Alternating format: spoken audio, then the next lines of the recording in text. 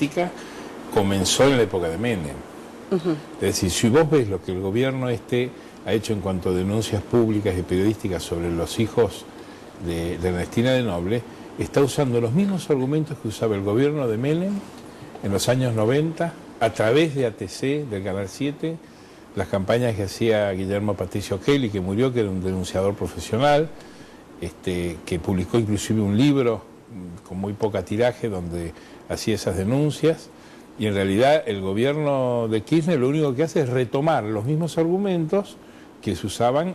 Uno cuando veía el ATC de los años 90, se hacían las mismas denuncias. Y pertenece a una vieja confrontación que tiene los gobiernos peronistas con el diario Clarín, que comienza en el año 73, cuando al diario Clarín le pusieron una bomba, la CGT ordenó que un piquete en la puerta del diario, la CGE de Helbar que los empresarios no pusieran avisos en el diario Clarín.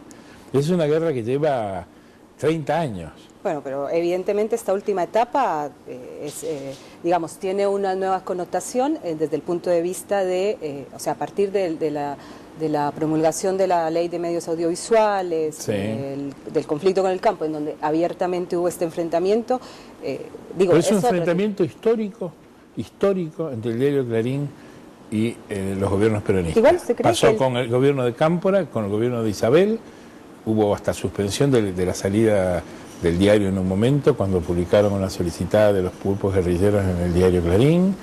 Recrudece en la época de Menem. Ahora, circunstancialmente, los gobiernos peronistas, como todos los gobiernos, llegaban a ciertos acuerdos de convivencia, algunos vinculados a negocios, pero para mí no hay una novedad ahí. Lo que ha habido es, ligado al relieve político que le ha dado el gobierno, al tema de las denuncias por desaparecidos. El periodo de Kirchner coincide con la anulación de las leyes, la anulación de los indultos, y eso le da un marco distinto. Pero no es que coincida, o sea, ellos efectivamente impulsaron la anulación de las leyes de obediencia debida y punto final. No, eso fue Patricia Walsh, no fue el proyecto del gobierno. Inclusive el gobierno paralizó en el Congreso durante varios años la sanción de esas leyes, y la ley es una ley de Patricia Walsh. ¿En el 2004? Sí. ¿En el 2004? No son proyectos de los gobiernos, del gobierno Kirchner. Los bloques del oficialismo en ese momento se oponían a esas sanciones y a la anulación de los indultos, o sea, demoraron los proyectos, y luego, ya cuando Patricia Walsh no era legisladora, recién salieron. ¿Pero usted no cree que en todo caso tiene que haber una voluntad del Estado y de su operador circunstancial, que es el gobierno nacional, para que efectivamente una política de derechos humanos se convierta en una política de Estado? O sea, sí, ¿qué es lo que ha pasado en estos últimos años? No, es una política del gobierno. Las políticas de Estado son las políticas que comparten los distintos partidos políticos en distintos turnos. Y los poderes, sí. Bueno, de hecho, desde el Poder Judicial también se ha... El gobierno Kirchner, digamos, lo que se diferencia de los anteriores gobiernos peronistas es que en el año 83, cuando se creó la comisión que produjo el Nunca Más, el gobierno peronista se negó a participar de ese proceso. Oficialmente el candidato Luder había dicho que era válida la amnistía de Viñones, que era válida la autoamnistía de los militares, y cuando Alfonsín quiso integrar a la comisión de desaparición de personas al peronismo, el peronismo se negó, inclusive votó en el Congreso en contra de su creación, y no sumó miembros del peronismo a esa comisión. Entonces, la gran culpa del peronismo histórica fue que rechazó el proceso de revisión del proceso militar que culminó en el juicio a los comandantes. Bueno, entonces el peronismo arrastró esa culpa que ha querido modificar 20 o casi 25 años después los gobiernos Kirchner, usando proyectos que no son de ellos, porque repito... Bueno, pero no hay un mérito en todo caso, aunque no sean proyectos propios, que que los gobiernos asuman ciertos proyectos para impulsarlos como política de Estado. O sea, yo digamos, no sé si decir mérito, se han sumado a esa línea, y cuando estalla la pelea con los medios en general, con los que llaman medios concentrados, que te repito, era una vieja pelea que tenía el peronismo desde los años 70, se juntan las dos cosas.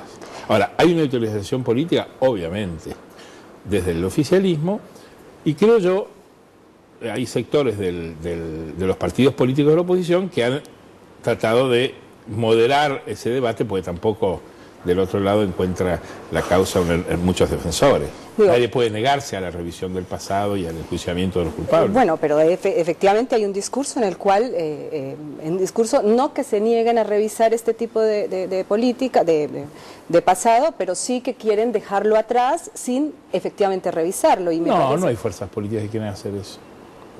De hecho, no.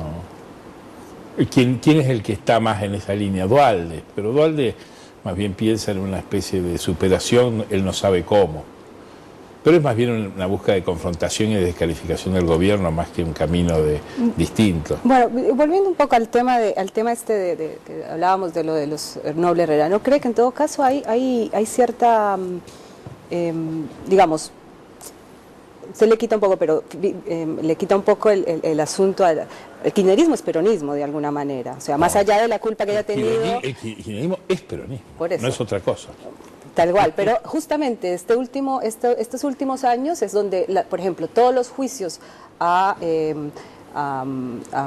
represores o a quien se considera represores han tenido un impulso mayor en los últimos es cierto. 3 años. O sea, eso no podría ser posible sin efectivamente una voluntad política y una política de Estado, que es lo que ha impulsado esto. La mayoría política de Estado no es más que el impulso del gobierno de Alfonsín de enjuiciar a los comandantes y condenarlos, ¿no? Los condenaron. Sí, bueno, pero también el mismo gobierno de Alfonsín creó las leyes de punto final, o sea, hizo el acuerdo. Digamos, ahí también hay una responsabilidad. Los comandantes siguieron presos, y los indultó un gobierno peronista, que fue el de Carlos Menem, vivado por todo el peronismo que a un gobierno de la Argentina. ¿A dónde voy yo? Hay que sacarle un poco la espuma a estas cosas y ver qué tienen de legítimo lucha por la defensa de los derechos humanos y qué tienen de proselitismo, de arrinconar al contrario en la derecha, es decir, todo el que no está con el gobierno es la derecha y tratar de buscar la dialéctica con la derecha. Eso es política de circunstancia. No es que no sea importante. Pero, a ver, más allá de política de circunstancia, habla ¿en qué sentido? ¿En como una especie de oportunismo de haber logrado? De ir buscando el logro en etapas chicas, electorales, descolocar al contrario en posiciones vergonzantes. ¿Cree que el tema de derechos humanos está utilizado de esa manera? Por parte del gobierno seguro, sí. Pero lo que pasa es que... tampoco es malo, es parte de la vida política. Se usan cosas peores, pero además... se usan los negocios, se usan las filtraciones de llamadas telefónicas, se arrincona, al contrario, a De Narváez lo investigaron por una presunta causa de lavado usando una información que venía de Estados Unidos, que fue a la UIF y terminó en los diarios oficialistas, denunciando a De Narváez, usando información que había recibido la UIF de Estados Unidos. Por lo tanto, Estados Unidos dijo, nunca más les mandamos un papel de nadie, porque lo agarra el gobierno argentino y lo usa contra un diputado antes de la campaña del 2009. Lo de las había una información de que había una investigación por lavado de Narváez que le pasaron a la UIF, a la unidad de investigación de lavado, e investiguen, y terminó en página 12 en una nota periodística. Pero sí hay mucha esas instrumentaciones de la información discreta, de las llamadas telefónicas, de las posiciones en torno a los derechos humanos, forman parte del juego chico de la política. Es innoble, la política es innoble, la política es sucia. Pero a ver, en el tema... La política, como decía Woody Allen del sexo, si está bien hecho debe ser sucio.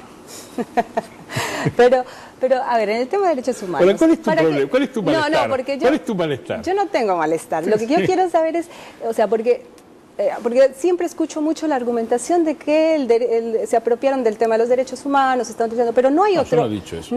Digo que hay una utilización en la política chica de todo lo que haya a la mano. Pero, un palo, una piedra... Pero un tema como ese, yo no hablo de denuncias como la de Narváez, eso es otra cosa, pero en el tema de una política que ha permitido, por ejemplo, todos estos enjuiciamientos, que es efectivamente la justicia, porque además ahí entra el Poder Judicial, no es solamente el Poder Ejecutivo. Sí. Hay todo un impulso a este tipo de cosas, con la derogación, más allá de quién impuso primero, quién presentó el proyecto y quién... No, es muy importante, porque se demoró durante años. Pero fue en el 2004, un año después de la entrada de Kirchner, o sea, no fue tampoco... Archivo, pero se demoró bastante. ¿Por qué? Por ejemplo, de los indultos fue clarísimo. Pedía a la oposición la derogación de los indultos, y como no estaba claro si derogación de los indultos, quedaban incriminados ex dirigentes guerrilleros, indultados por Menem, algunos de los cuales ocupaban bancas del Congreso en el bloque del oficialismo, temían abrir esa compuerta porque había una doctrina que circulaba en la justicia, creo yo sin mucho fundamento, de que si se enjuicia a los militares hay que enjuiciar a los guerrilleros. Es una doctrina, creo que no tiene mucho sustento, pero ha sido defendido por sectores minoritarios. El oficialismo del peronismo bajo la era Kirchner demoró la sanción de esas leyes porque ellos temían que levantando los indultos a los militares fueran a juicio indultados por Menem, como Miguel Bonazo, que era diputado y que podía abrírsele un juicio. ¿Demoró es que un año? Porque no me pidas ahí, 2003, 1 o 2 años. O sea, y el proyecto lo presenta Patricia Walsh, deja la banca y se va sin que le fuera votado el proyecto. Inclusive, en uno de los últimos discursos, Cristina Kirchner lo reconoció. Dijo, eran proyectos de otros bloques, dijo, no de los nuestros. Bueno, pero bueno, volviendo al tema, no, a mí lo que me preocupa del tema no es, en realidad no me preocupa, lo que yo quería preguntar era básicamente, el tema de una política de Estado tiene que ser, de alguna manera, bandera de un gobierno para que sea efectivamente una política de Estado. La política de Estado suele describir ideas o grandes proyectos que se aspira que sean apoyados por todos los bloques y por todos los partidos, inclusive que de un gobierno pasen a otros. En la Argentina, desde el año 83, hay un consenso de la mayoría del sistema político argentino y de la sociedad que hay que revisar y enjuiciar los crímenes cometidos bajo la represión clandestina de las guerrillas. O sea que usted cree que el gobierno básicamente sigue una línea que socialmente ya está más... Totalmente la buena.